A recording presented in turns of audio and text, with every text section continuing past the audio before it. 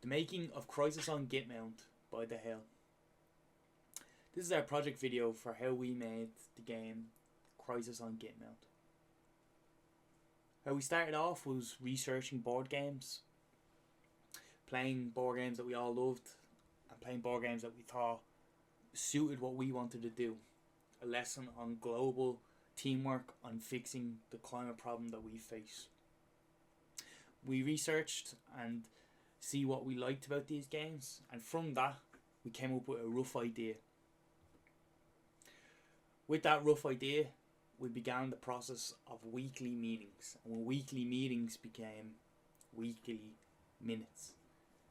We had meetings all throughout the process of making this game, nearly weekly, where we discussed our ideas, discussed problems, discussed playtests that we had, everything, and everything was documented, and this was a very important process. What was also very important was one of our team members, Carl. Carl leads local youth groups and brought us on a little meeting to help us express our ideas. So Josh, what was your favourite thing about today? Meeting Cottle and getting his experience in general. Like, he seems very apt at doing the whole youth projects and teaching young people, which is what we're trying to do. But the skits and coming up with creative ideas from a simple thing like a noise you make, and then taking that all the way up to a skit, kind of like what we want to do with a simple idea of climate activism, and making that into an entire board game. So taking something simple and making it complex. So I learned a lot from that. And after today, how do you feel about the progress of the project as a whole? Pretty good, especially after talking to Cathal. He was giving us a lot of good feedback, and even just explaining the idea to somebody, I think, helped us form a great understanding of what we want to do and how we're making progress. And I feel pretty happy about our progress. I think we have a sick board game. What's your favourite thing about today? My favourite bit about today was making those silly little noises in the circle. You know, it was a good icebreaker. I know we all know each other, but it kind of it was a way of making us all very comfortable in a creative environment, so we could all kind of let loose later and spew our ideas everywhere. But yeah. And what did you learn from today? Personally, I learned how much more I enjoy the person, in physical meetings. There is certainly a better creative atmosphere. We're much more productive. And that I also found that getting up and kind of joint exercises really do bring a room together. Kind of being wacky together helps shed a lot of anxiety about the project. What did you learn from today? What I learned, as I mentioned, the getting up, getting everyone up, getting the energy in the right place, establishing a flow of creativity, and I think creating atmosphere is very important for productivity for us, and also for when we're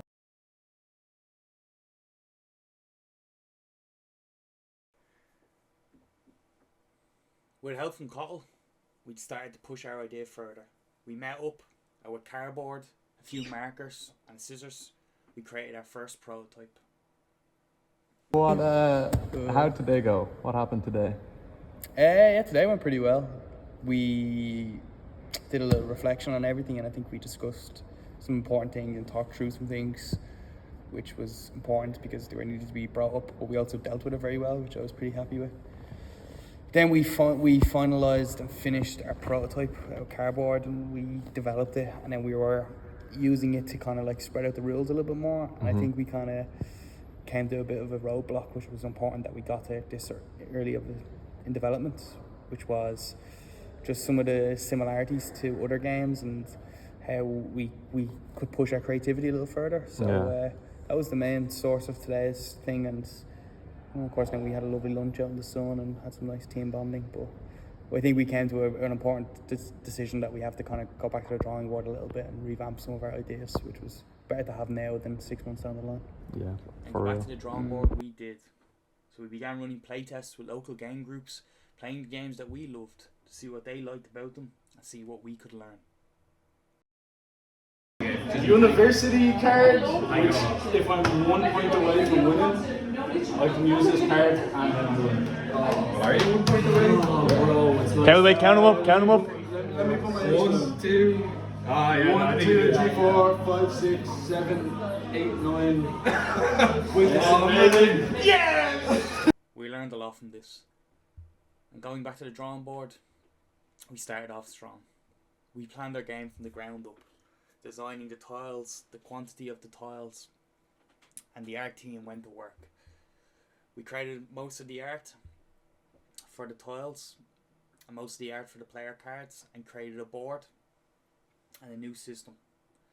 And then with more scissors, more cardboard and more printouts, we began the second prototype. With this second prototype, we were able to really see our game come to light. Using tokens from art shops, we began building our game. The game really came to life here. Slowly but surely, we could see the progress ahead of us. We were able to begin playing our game and properly play testing it. And with this became a lot of growth, a lot of movement towards the final product.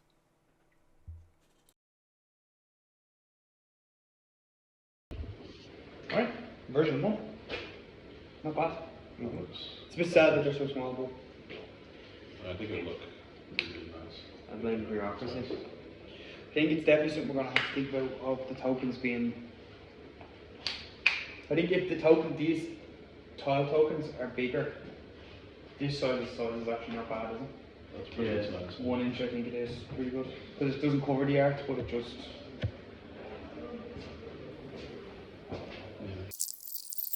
But again, we didn't just want us playing the game, we wanted to see what others thought.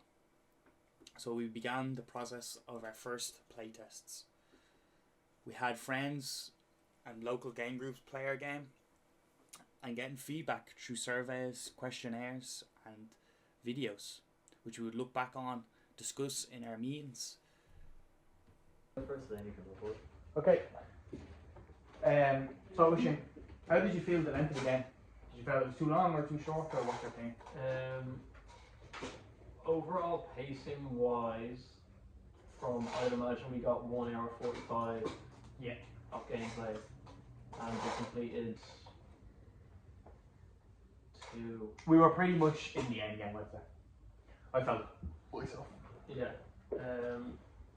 So if you stretch that to 2.5 hours, or if we had 2.5 hours gameplay, it would have been pacing wise perfect, I'd say. And with these playtests brought a lot of new knowledge, a lot of new notes, and there were a lot of notes. Every time we played the game, we developed it a little bit further and learned something new, with helpful feedback from our playtesters. But this is when our team went to GaleCon to learn from our fellow board game creators. Here at GaleCon. What are your thoughts so far? So many games. So many games. So much temptation. So many gamers. It's cool. There was like some like other indie game developers, so it was cool like seeing what they were working on. It was like inspirational. What the hell? And with this, a fire was lit underneath us and began Prototype 3. We went to our local print shop and printed off our new version of the art, and the game was really coming to life. This was the final prototype before print, and we could really see our progress ahead of us. 3. Tiles XY1, XY2, and XY3 fall into disrepair because they're on fire, they get those red tokens. And it spreads to adjacent tiles on each turn of the solid. Oh my So god. for reference, that goes 1, and then 1 out in all directions the next turn, and then again, and then again. So in like 3 turns, the entire board will be on So fire. we need to get rid of them. We need to do the first turn if we can. So how you solve that is you either send a With this, we were able to start our final playtests with our local game groups, and this really helped. With a more developed game, we were getting more developed feedback. 70, 1, 2, 3, 4, 5, 6, 7. You have got 1, 2, 3, 4, 5, 6, 7, 8, 9. Amazing. 1, 2, 3, 4, 5, 6, 7, 8, 9. So I'm being with regards to like the rules, Did you feel overwhelmed at all by the amount of rules going on?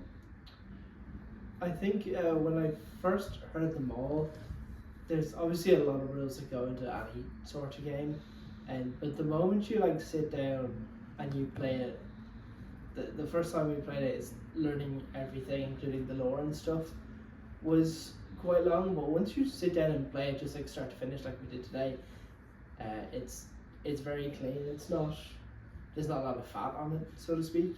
You feel like you were part of the game at every hour? Or was there a part of the game where you felt Well, no, I definitely felt involved the entire way through. Because especially with the trading, like there was always an option to be involved. So there was never a point where you felt like kind of lulling off. Like obviously there's some games you play where, like even if you think games like Scrabble and stuff, where you're just waiting for people to take their turn and you're just sitting waiting and kind of wondering when is this ever going to end. But it wasn't like that. Yeah, I thought the length was actually good. Obviously it was quite long.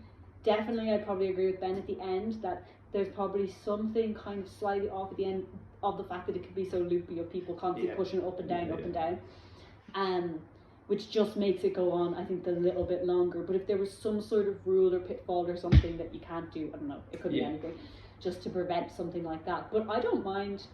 I think the game is so engaging that it doesn't actually matter to me that it was longer than usual games. Maybe if it was a little bit shorter, it would be a positive. Yeah. With our play tests with friends, family, local game groups completed, we began the final push. We got in touch with a local manufacturer called K-Print and began producing the final product. This included our rulebook, all of our tiles, all of our cards. This was a massive learning curve for us. Using industry standard programs such as InDesign, we prepared everything with print lines and being ready to cut. And that was the game finished. This was one crazy journey.